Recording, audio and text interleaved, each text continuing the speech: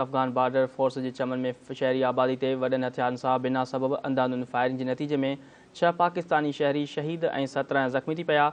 पाक फ़ौज जे तर्जुमान इदारे ISPR मूजिबि अफ़गान बॉर्डर फोर्स जे जारियत ते पाकिस्तान सरहदी दस्तनि असराइतो जवाबु ॾिनो, पर इलाइक़े में मासूम शहरनि खे निशानो बणाइण खां पासो कयो। ISPR मूजिबि वाक़िए खां पोइ पाकिस्तान काबुल में अफ़गान इख़्तियारनि सां बि राब्तो कयो आहे ऐं मुस्तक़बिल में अहिड़े क़िस्म जा वाक़िया रोकण लाइ सख़्तु क़दम खणण जो मुतालबो कयो आहे। लेविज़ इख़्तियारनि मूजिबि पाकिस्तान अफ़गान बॉर्डर बाबे दोस्ती हर क़िस्म जी अच वञ लाइ बंदि कयो वियो आहे, ॿ तरफ़ वापारु मुअतल कयो वियो आहे ऐं कस्टम हाउस खे ख़ाली कयो वियो आहे।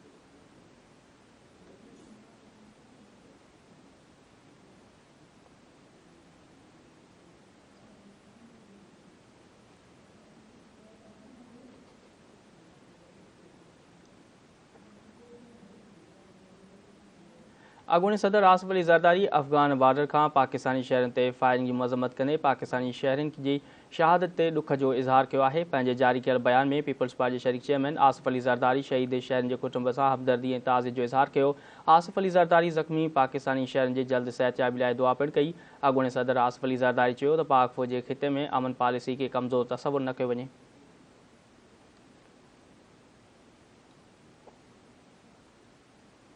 वफ़ाक़ी घरू वज़ीर राणा सनाउल्लाह पाकिस्तानी शहरनि ते हमले जी मज़म्मत कंदे शहरनि जी शहादत ऐं ज़ख़्मी थियण ते अफ़सोस जो इज़हार कयो आहे।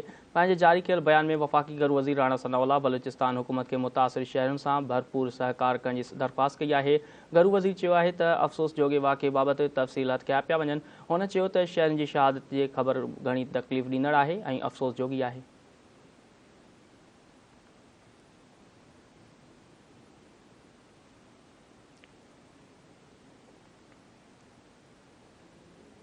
बचाव वज़ीर ख़्वाजा आसिफ चयो आहे त जनरल बाजवा इमरान ख़ान जो मोहसिन हो, पर इमरान ख़ान एहसान फरामोश निकितो ऐं सुबुह शाम पंहिंजनि मोहसिननि खे घटि वधि ॻाल्हाए रहियो आहे। सियालकोट में नून लीग जे वर्कर्स कन्वेंशन खे ख़िताब कंदे ख़्वाजा आसिफ चयो त इमरान ख़ान चए थो त मां बाजवा खे मुलाज़मत में वाद ॾेई ग़लती कई।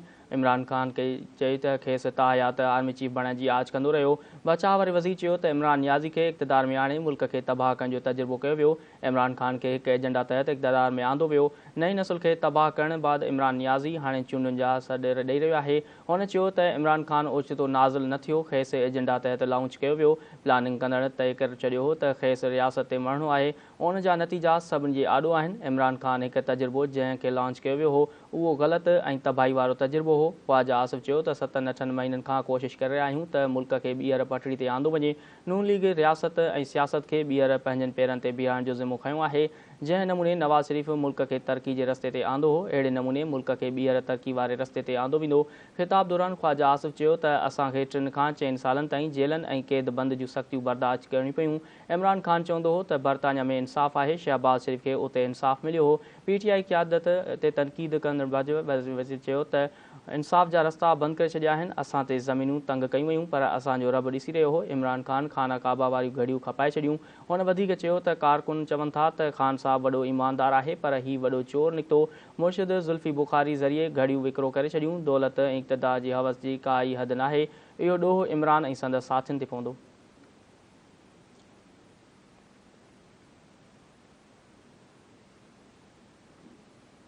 पाकिस्तान तहरीक इंसाफ़ जे मरकज़ी अॻुवान ऐं अॻूणे वफ़ाक़ी वज़ीर फवाद चौधरी चयो आहे त इम्पोर्टेड हुकूमत जा अकाबर चूंडूं नथा कराइण चाहिनि, पर मुल्क कंहिंखे हलाइणो आहे का ख़बर नाहे। रुगो वज़ीर बणण ऐं परॾेही दौरा करण सां मुल्क नाहिनि हलंदा।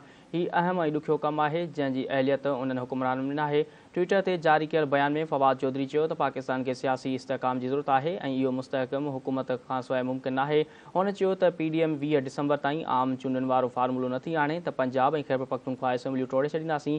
PTI अॻुवान वधीक चयो त पंजाब ख़ैबर पख्तूनख्वा में 20 मार्च खां अॻु आम चूंडनि वारो अमल मुकमल थी वेंदो। असेंबलियूं टोड़ण लाइ समूरनि इत्तेहादनि जो मुकमल एतमाद हासिल आहे।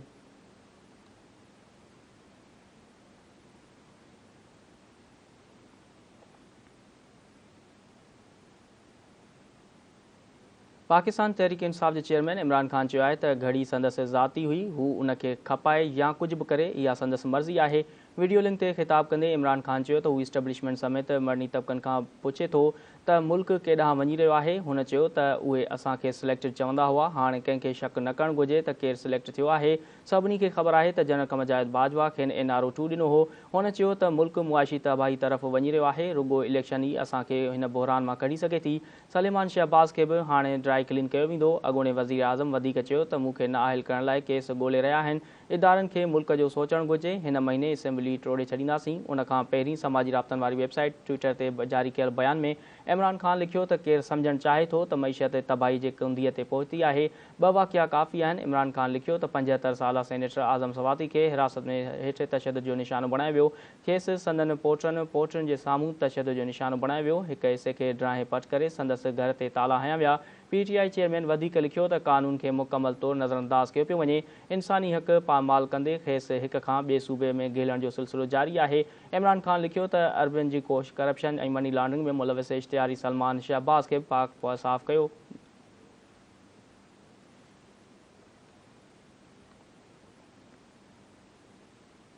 परॾेही वज़ीर ऐं Peoples Party chairman Bilawal Bhutto Zardari चयो आहे त इदारनि खे टाइगर फोर्सिस बणाइण जी कोशिश अॻु जीअं हाणे बि नाकाम रहंदी। समाजी राब्तनि वारी वेबसाइट ते इमरान ख़ान जे ख़िताब ते रद्दअमल ॾींदे Peoples Party chairman Bilawal Bhutto Zardari चयो त हुन ॿुधो आहे त घड़ी चोर प्रेस कॉन्फ्रेंस कई आहे। परॾेही वज़ीर चयो त छा इमरान ख़ान पंजाब ऐं असेंबलियूं टोड़ियूं आहिनि? बिल्कुलु बि न। हुन वधीक चयो त इदारनि खे टाइगर फोर्सिस बणाइण जी कोशिश अॻु जीअं हाणे बि नाकाम रहंदी।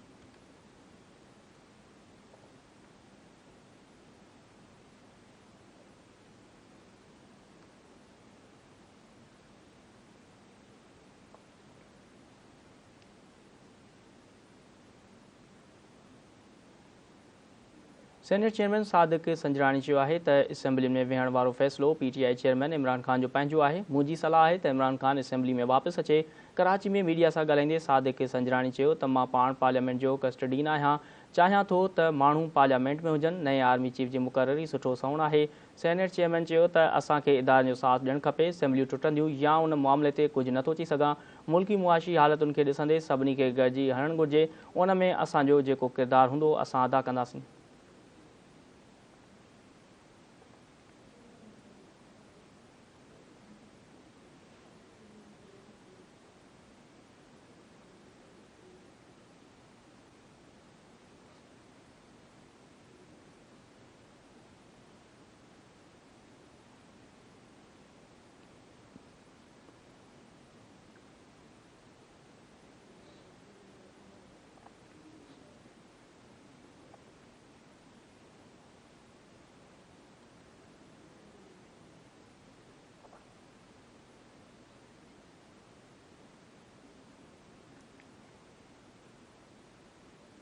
क़ौमी असेंबली जे स्पीकर राजा परवेज़ अशरफ चयो आहे त हू PTI जे मेंबरनि जूं इस्तीफ़ाऊं तेसिताईं मंज़ूर न कंदो जेसिताईं उहो यकीन नथो बणाए वञे त उन्हनि बिना दॿाउ जे उहो फ़ैसिलो कयो आहे। इस्लामाबाद में मीडिया सां ॻाल्हाईंदे हुन चयो त इस्तीफ़ा मंज़ूर करण जा क़ाइदा ऐं ज़ाब्ता मौजूदु आहिनि। क़ानून चवे थो त जेकॾहिं केरु रुकन दॿाउ में इस्तीफ़ा ॾिए थो त इहा क़बूल न कई वञे। स्पीकर दावा कई त तहरीक इंसाफ़ जे क़ौमी असेंबली जा मेंबर इस्तीफ़ाउनि बावजूदु मराहतूं हासिल करे रहिया आहिनि। मूं ॾांहुं पैगाम मोकिलिया वञनि था त इस्तीफ़ा मंज़ूर न कया वञनि। जेसिताईं मां मुतमइन न थींदुसि तेसिताईं कंहिं रुकन खे डीसीट न कयो।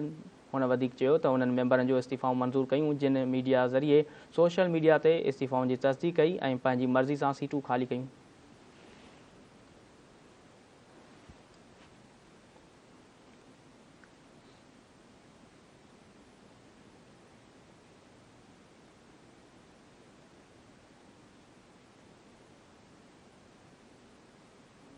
मुस्लिम लीग नून जे अॻुवाण ऐं अॻूणे वज़ीर आज़म शाहिद खक़न अब्बासी चयो आहे त मिफ्ताह इस्माइल सही कमु कयो पर वज़ीर आज़म ऐं पार्टी क़यादत इसहाक़ डार खे ज़िम्मेवारी ॾिनी।